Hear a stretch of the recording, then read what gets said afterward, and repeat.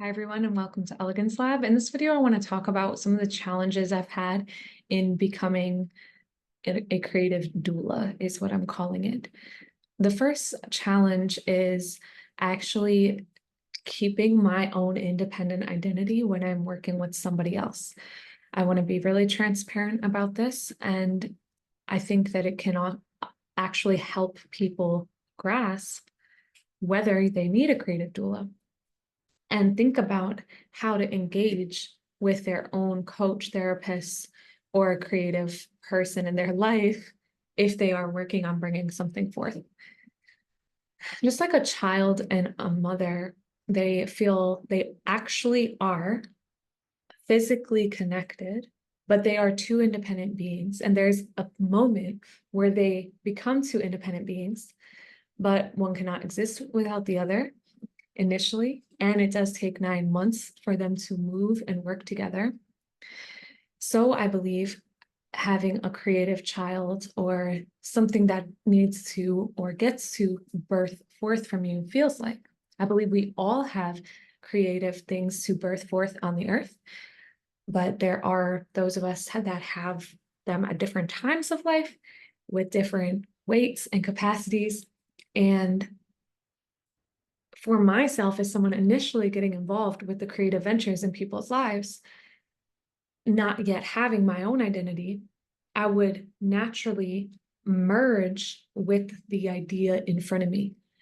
And it's not until I've worked on multiple creative projects as a consultant and then got trained in coaching, which began to teach me about how to hold a level of boundary between myself and another person's intimate thoughts, that I began to grasp what was happening when I was working with people in a design way. Because design and people's creative endeavors are so deeply personal, I was not just tapping into their creative ideas, but I was tapping into their mental emotional worlds. And I felt like I couldn't separate myself from them. One of the ways that has supported me now is birthing my own creative projects, or beginning to. And as I do this, recognize that the consciousness, the entity of my creative project is different than me, and learning how to detach from my own codependency with my own creative project. We also, as a world, deal with codependency in the ways that parents and children relate right now, the ways that families and children relate right now, and the ways that we as humans relate with higher authorities. So everywhere, no matter what in the world, we are learning how to step into our own agency and our own authority.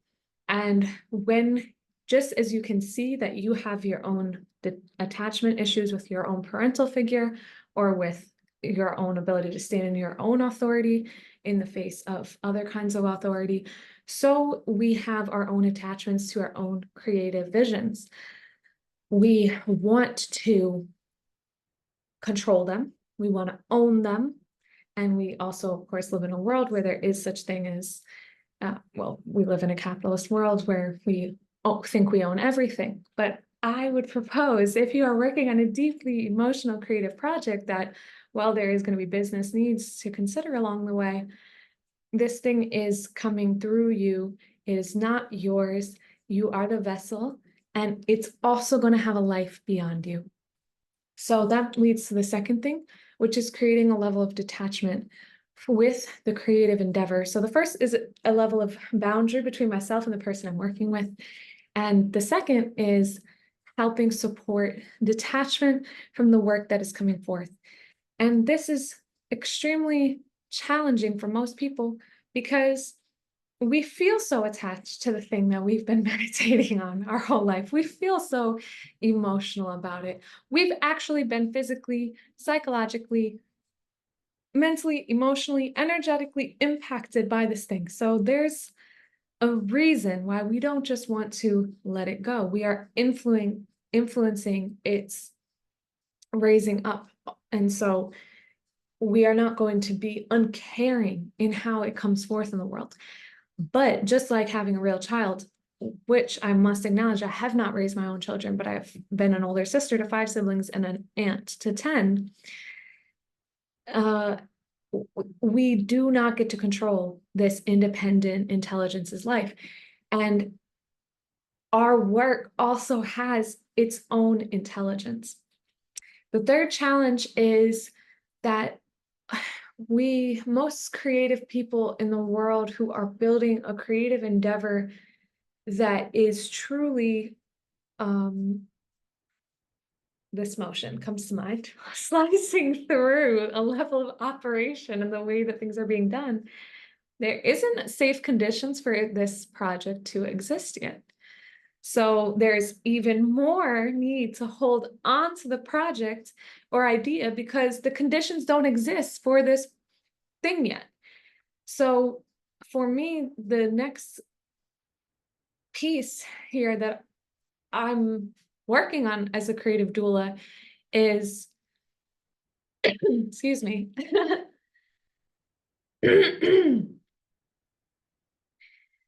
our voices, just so you know, they start having issues when you start speaking truth.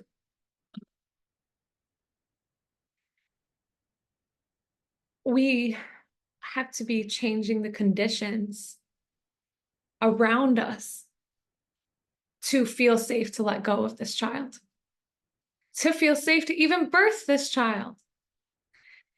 And you could roll that back and also say, just like there's a lot of crisis for young people today, whether we want to have children or not, there's a lot of crisis for creatives of whether they want to birth this child or not in conditions that feel like it's just going to get reduced or misunderstood or belittled. And so this is the greatest challenge that I'm still working with, but I believe that the only real way to get at it is to invite us as creative people to be the condition setters, which means we have to be brave because we are creating the project or the idea for a world, a reality, a culture that doesn't exist yet or is just coming into existence.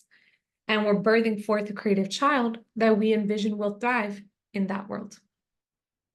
The way that we can safely do this is to believe in and take action in the process of emergence, which is I take one step and the next step comes, and one step and the next step comes.